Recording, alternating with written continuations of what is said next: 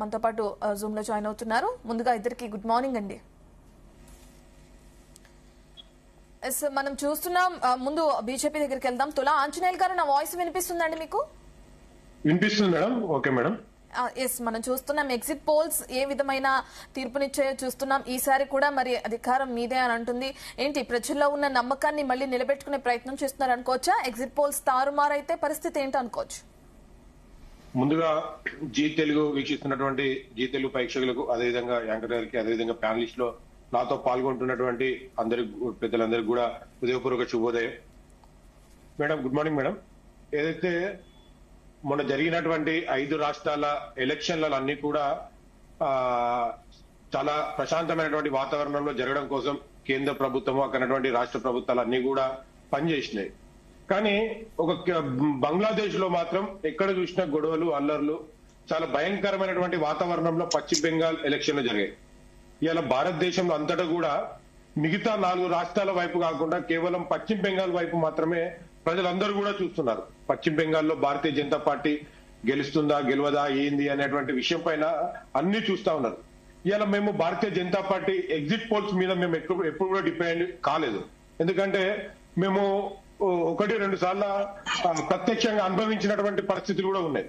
Exit polls Bharatiya Janata party కేంద్రంలో 2020 వచ్చే ముందు ఎగ్జిట్ పోల్స్ అన్ని కూడా చాలా ఎగ్జిట్ పోల్స్ బీజేపీకి అనుకూలంగా చెప్పినాయి. కానీ ఎగ్జిట్ పోల్స్ ఎప్పుడు కూడా నమ్మనేటువంటి పరిస్థితి ఉండదు. ఎగ్జిట్ పోల్స్ తారుమారైతే, ఎందుకంటే ఎగ్జిట్ పోల్స్ చేసేటువంటి వ్యక్తులందరూ కూడా సాధారణంగా బయట జనాలను అడగలేకపోతే అక్కడిక్కడ సమాచారం సేకరించి మాత్రమే చెప్తారు. యాక్చువల్లీ ఎగ్జిట్ పోల్స్ సేకరించడానికి సాయంత్రం 5 గంటలకు ఎలక్షన్లు అయిపోతాయి. కానీ అయిపోయినాక ఒక హాఫ్ అన్ అవర్ 1 అవర్ లోనే ఇమ్మీడియట్లీ ఎగ్జిట్. కానీ లాస్ట్ కి వేసినటువంటి ఈ 1 అవర్ 2 అవర్స్ లో లాస్ట్ కు ఓట్లు వేసినటువంటి ప్రజల అభిప్రాయాన్ని కూడా ఎక్కడ కూడా గ్యాదర్ చేయరు. కొన్ని సంస్థలు మాత్రం తెల్లారి మరుసటి రోజు ఎగ్జిట్ పోల్స్ ఇచ్చినాయి. కాబట్టి ఎగ్జిట్ పోల్స్ నే నమ్మేటువంటి పరిస్థితి లేదు. మేము కొంతవరకు మాత్రమే వాటి యొక్క విశ్వాసాన్ని, వాటి యొక్క సమాచారాన్ని కొద్ది వరకు మాత్రమే మేము తీసుకోగలుగుతాం.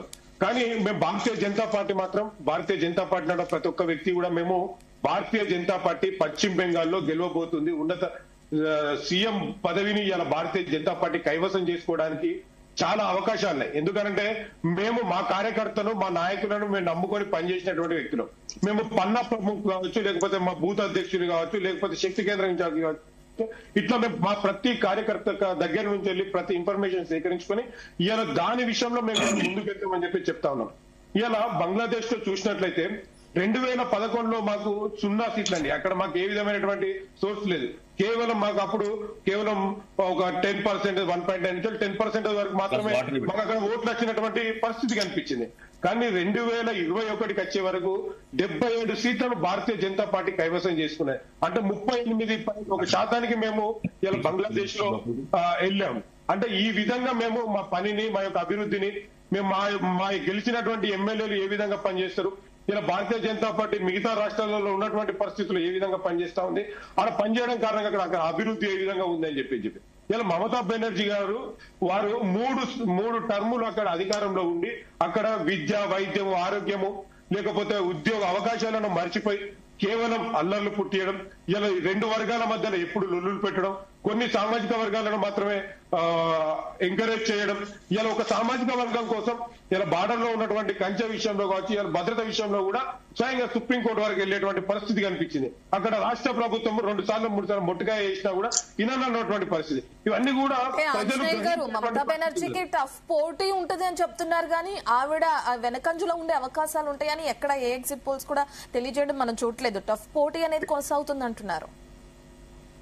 పోటీ ఉంటుంది కావచ్చు, కానీ మేము భారతీయ జనతా పార్టీ మాత్రం అక్కడ ఏ విధంగా 2011 నుంచి మొదలుకుంటే 2021 వరకు ఇలా 77 సీట్ల వరకు మేము రాగలిగామంటే అక్కడ మేము చేసినటువంటి పనికి మమ్మల్ని ప్రజలు ఆదరించడం కారణంగా 10 సంవత్సరాలలో మేము 77 సీట్లు సాధించగలిగాం. ఇవాళ కూడా మేము అక్కడ అధికారంలోకి మేము వస్తామని చెప్పి చెప్తా ఉన్నాం. ప్రత్యేకంగా మేము అక్కడ భారతీయ జనతా పార్టీ తప్పకుండా అక్కడ అధికారాన్ని కైవసం చేసుకునేటువంటి అవకాశం ఉంది అని చెప్పి మేము తెలియజేస్తా ఉన్నాం.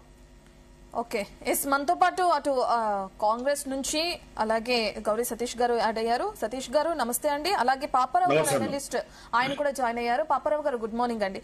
ఎస్ రామ్మూర్తి గారు బీఆర్ఎస్ నాయకులు ఆయన కూడా జాయిన్ అయ్యారు. రామ్మూర్తి గారు గుడ్ మార్నింగ్ అండి. మనం